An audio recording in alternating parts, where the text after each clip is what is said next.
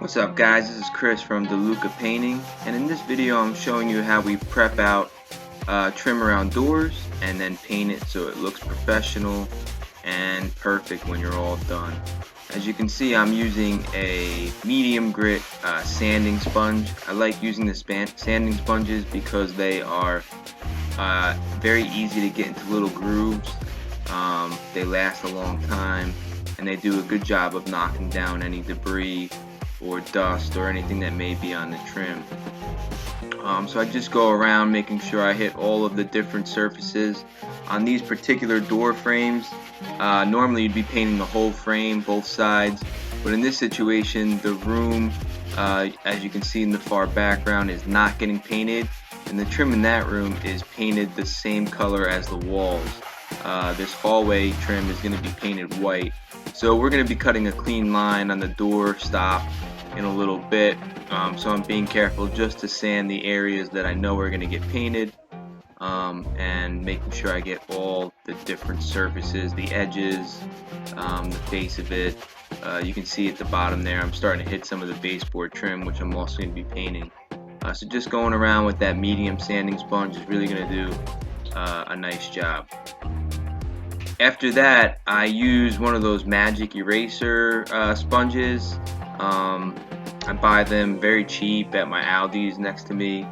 They sell them in a 4-pack, usually around $3. But they do a great job of getting any dirt or debris off of the trim.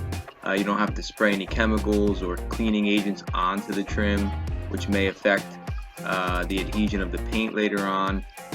But we know that trim is an area that gets touched a lot, especially door frames.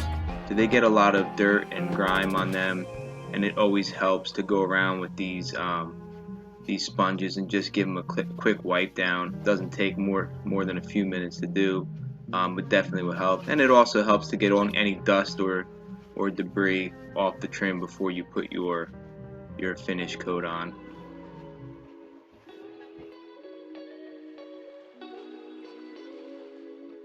After I let that dry, I'm going to start painting my door frames.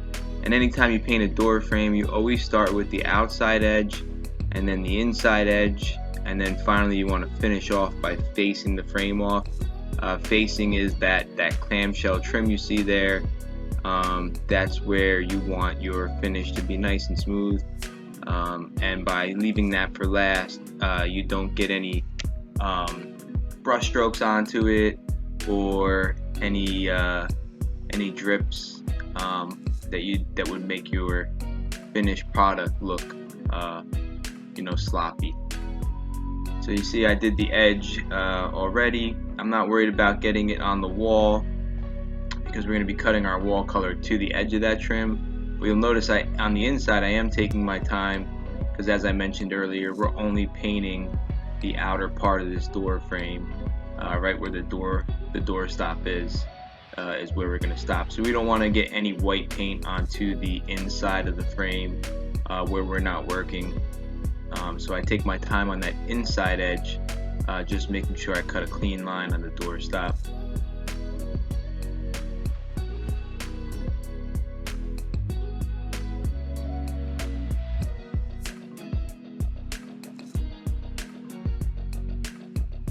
Now you'll notice I'm using my mini roller. I like using mini roller on trim. It helps you to eliminate brush strokes. You can't always use a mini roller. On this particular trim here, this clamshell is nice and flat. The frame is ideal for using the roller. You just don't want to load that roller up with a ton of paint.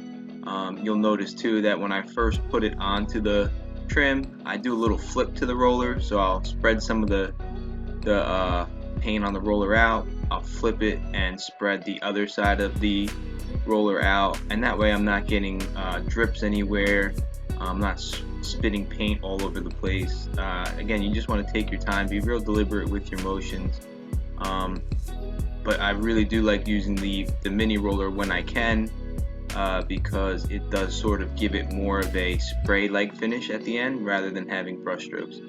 There are products that you can add to your paint that help to eliminate brush strokes, but most homeowners don't want to get involved in that. So again, I'm trying to show you guys as homeowners simple tricks that you can use to get a more professional looking finish, but do it the easiest and most simple way possible. So I'm using that hot dog again. I'm not loading it up with a ton of paint. This is the second coat on this trim, so again, I don't really need to use a lot of paint either. And I sped up the video in a few spots here, so you don't have to watch a redundant process over and over. But again, one of the things you will notice is that I always start at the bottom of the frame and work my way up. I've noticed over time painting for so many years that I like to finish my stroke into the paint as I'm pulling the brush down rather than going up. I feel like it's always just giving me a better look, and I do the same thing with the roller. So you'll see it at the end of this little clip here. I will take the roller and do one long stroke from the top left corner all the way down to the bottom, putting all that stipple in the same direction. It's called laying off, but that's another little thing that will definitely help to give your trim a more finished professional look. So again, you just see me cutting in on the inside edge, making sure I don't get any on the inside of the door frame where we're not painting. Loading my roller up, just making sure I get all that paint distributed nicely on the frame, and you'll see I do a nice long stroke down, getting it more onto the frame, and hopefully I don't block myself here, but eventually I'll do one long stroke. There it is, all the way down, and that's just called laying off your paint. And then finally I do the top part of the door frame. I always save that for last. Now I don't have to bend over anymore or get down on my hands and knees. I'm standing up. Here I'm going to use a gallon of paint to stand on. I never recommend doing that, but I was using my little ladder to film the video, so it was really my only option. But you definitely want to hit that top part of the door frame. If you've ever gone to clean the top of your frame and it wasn't painted, you'll know how hard it is to get that dust off of there. So by cleaning it earlier in the video and now applying 2 coats of semi-gloss to the top of the frame, when you go to dust later on, you're going to be really thankful you took that extra step. And then this is the finished product.